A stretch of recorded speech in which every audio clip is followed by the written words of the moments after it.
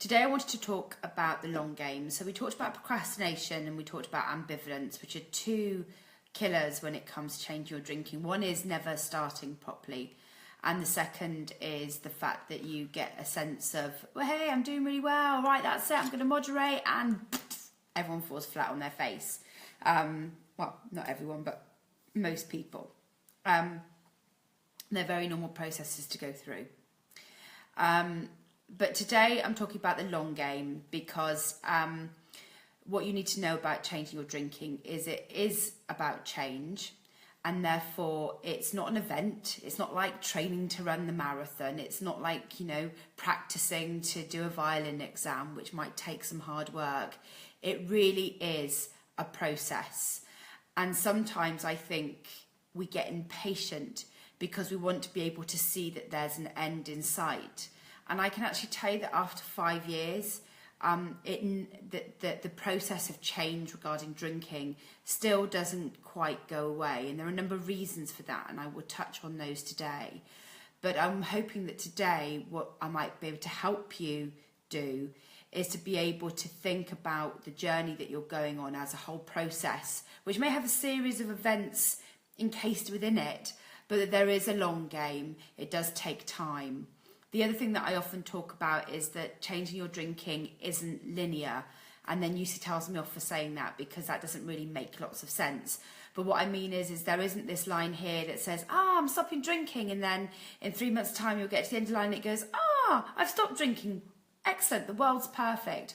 What will happen is you'll go through lots of stages where you may try and drink again, or you may fall off the wagon and you feel like you've gone back some steps, and then you jump back on again. You've learned something new, you try again, or you come up against a situation that you've not encountered before sober that you suddenly have to deal with, and it brings up a whole load of questions and concerns and worries. And so it isn't a linear process either. It isn't, if you start at A, you'll get to B, like if you're in a race. What will happen is you'll have lots of false starts, you'll find some shortcuts, you will find some hurdles along the way, you will need to pee halfway through. That's a very Paula Radcliffe reference, where you're stopped and you might end up doing something stupid that you're not sure about, and so on. So it is also not a straight line process. It is a long game. And that game can take different lengths of time depending on who you are. And now I've got to 5 years without drinking. I've got to a point where I can say to you with certainty, for me, lots changed in that time. And I believe now that I've just about got rid of the hard wiring that means that alcohol is my first thought whenever anything difficult arises. But that's still taken 5 years. I can now have thoughts like this lunchtime. I had a Sunday roast with a really close friend and he had a glass of wine. And I had a little thought, wouldn't it be nice if I could have a glass of wine too? But that thought went away very quickly. It was definitely a thought and not a command, and I pushed it away without much effort. But that has taken probably 5 years of practice and learning and being without. So that's why I wanted to talk to you about the long game. And actually, Charlotte, if I could just read to you the sentence that I've just written before this, which is, it throws up other issues that need addressing, is exactly the words that I used, which is it will uncover all sorts of other issues that you need to deal with that you probably have put off because drinking was easier than dealing with those issues. And so yes, that's why it is also a process. And also because drinking is a habit. A behaviour that you repeat on a regular basis, often day in, day out, but certainly multiple times a week, often without even thinking about it. So it does make sense that in order to replace that habit with something and replace that response, that coping mechanism with something else, will take time and will take practice. So again, I want you to understand that that's this idea that it's a process and it's a long game is normal, and it's what you should expect, but also not to be frightened of it, because there are joys that come along the way, like not having hangovers. It's a really, really good joy. It's really weird. Whenever I say the word hangover, I have this little flashback where I just imagine that intense pain of a hangover. I went and saw a comedian the other week who said that if you woke up on a morning and described all of the symptoms of a hangover to somebody without knowing you'd had a drink, you would call a bloody ambulance. And I think that is probably true. I think I'd be dying. But anyway, so yes, we there's lots of benefits, but there's also lots of other issues it brings up. And it's also a process because alcohol seeps into absolutely everything we do. And I cannot tell you how much it does that. It affects our brain. It changes our brain. And if you've been drinking since you're 14 like me, it's changed my brain through every sip for 14 years. And to then take that alcohol away and learn to be without it takes real... not only does my brain need to recover, but it also needs to take a lot of unwiring. It's the social us, it's the emotional us, it's the coping us, it's the physical us, it's the work us. There are so many bits of ourselves that are tied up with drinking. It's affected us physically, it's affected us mentally, it's affected us emotionally. It impacts on every single social interaction that we have. It probably affects who we are with our family. You know, it seeps into everything. And I use the word seep deliberately because if you just imagine, you know, gin or whiskey or beer or wine going in your body and just seeping into every single bit of who you are, and then probably flooding out of your body into all the relationships you have, it is a bit like that, she said, nearly knocking over her glass of water. I'll do that. So it's not a surprise that it can take a while to for your body and your mind and your life to adjust to something new, right? So process, not an event. The other thing that alcohol does is really also play, I mean, I've talked about the fact that it does affect you emotionally, but it does play on our guilt and our shame and all of our insecurities. And change also plays on our guilt and our shame and our insecurities. And that's where that inner saboteur in us is always trying to push us away from our goal, because we've got this emotional hotbed of feelings and emotions that we don't quite know what to do with, and we just want everything to be easy. And of course, changing your drinking is hard. It's hard for all of those reasons that I've just said. So you can talk about it as being a process, not an event. You can also talk about it as being, it's not about the individual battles, it's about the overall war. And I think that's really important too, because for those of you that have gone through days where you've not kept your plan, not kept your goal, and felt very disappointed with yourself, we always tell you to pick yourself back up again and carry on, because actually it's that long game that we're interested in helping you achieve. And whilst you may have lost that particular battle, we definitely want you to win the war, right? So in that respect, you know, we need to make sure that we keep focused on the process. I'm going to talk a little bit more about what I think about that today. What does it mean in reality? Well, you're adjusting to life without a mind-altering substance in it. And whether we like it or not, that's what alcohol does. It alters our mind and it affects our body. What you're signing up to when you want to change your drinking, whether it's moderation or quitting, either of those are true, is you're signing up to beginning to feel your emotions. You're signing up to ignore covert and overt messages that are around you. You're signing up to prioritising a long-term goal over short-term gain. You're actually signing up to rediscovering you. So you're actually signing up to lots of things that will give you discomfort as you expose them along the way.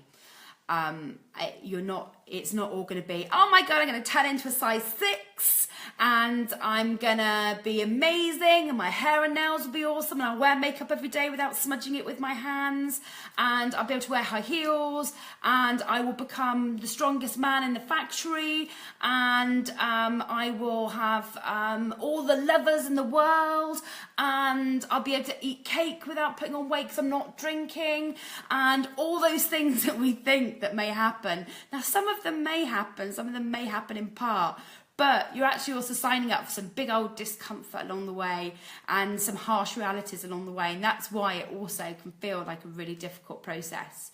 You know, it's not easy, but it's definitely worth doing.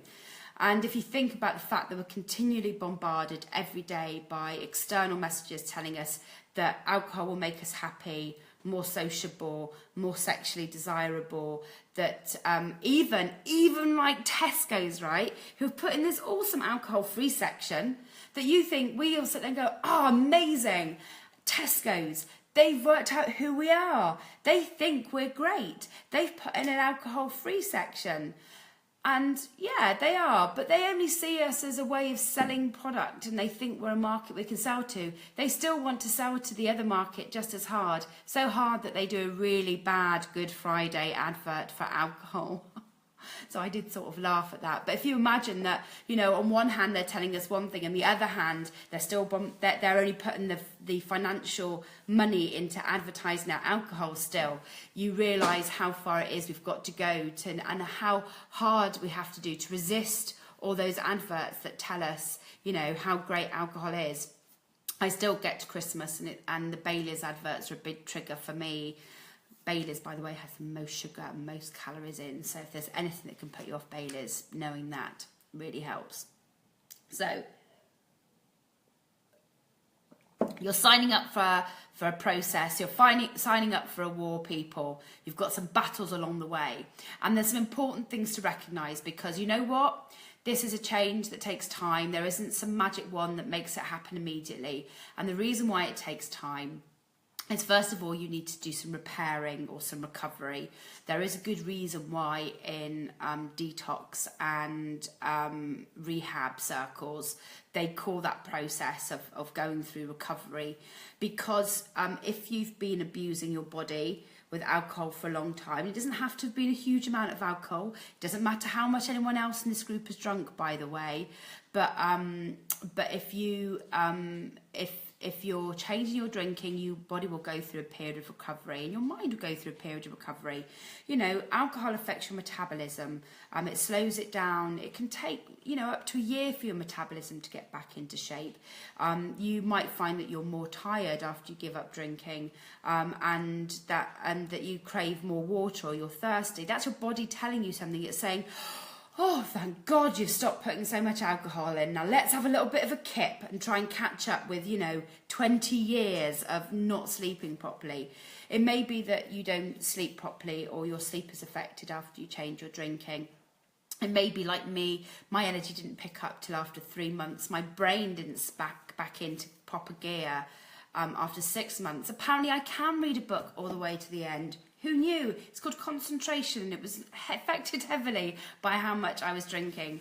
I've been at my friend Brian's this weekend, who is moving abroad, and I was helping him paint his kitchen. Now, I hate painting for a number of reasons, and one is the fact that I was always too hungover to do it. So can you imagine, that roller movement, it's just too much. When you've got no energy because you're hungover all the time, doing tasks like that is terrible. Anyway, I did 2 coats on his wall and on myself, because, you know, being tidy hasn't got any better. But, you know, my body took ages to get to a point when actually it had some stamina again.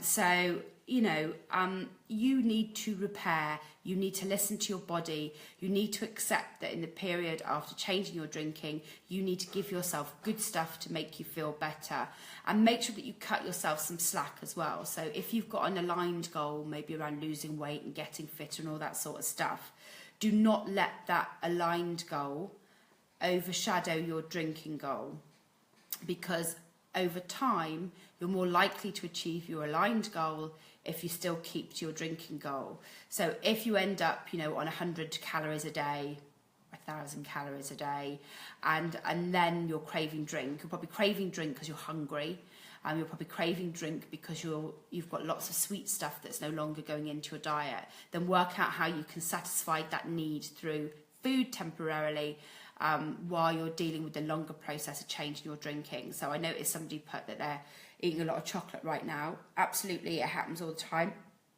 You can deal with that a lot easier once you've got some of your emotional triggers and understand a lot more about yourself under control. So you need to repair and you need to recover. You also need to get some experience under your belt. There is nothing that anybody can say in the group that will prepare you for the fact that you will have to deal with a stress day without alcohol. And you will have to learn what it is that works for you. Now, we can tell you this and you'll go, yeah, whatever.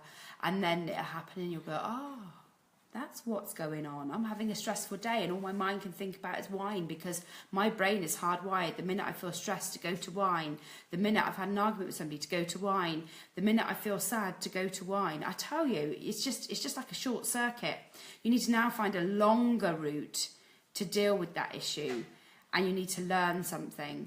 And then the more you do that new thing, the more over time you'll forget about the wine and the new thing will become more natural. So if you decide that when you're feeling really stressed that you will treat yourself to going to your gym and having a steam and a sauna instead, or doing some meditation or whatever, you need to start doing it because you need to unlock that hard wiring and reconnect it to something new. So you need to have some experiences under your belt. You need to really learn some of those new things where you have been using alcohol psychologically. And don't forget, mostly we're all psychologically dependent here on alcohol.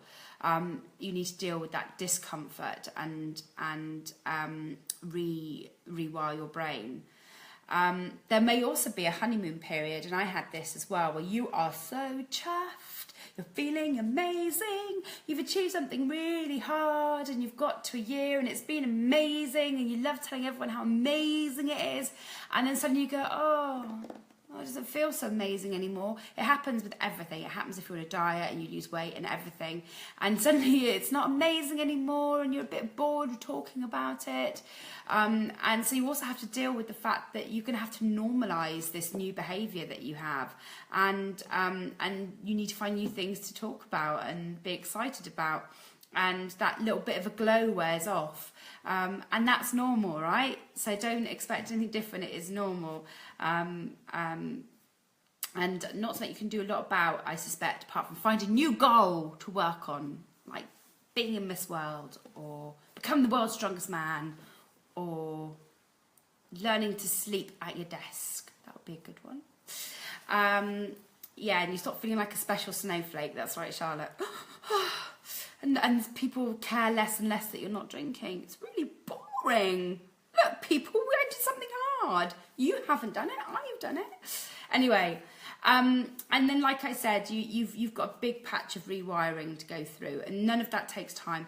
We're hardwired from our experiences. Who we are is a direct consequence of all the experiences we've had from birth to now, and from about half my life, alcohol has been a main component of nearly every part of my life experience, which means it's absolutely networked into my emotional triggers, my social triggers, my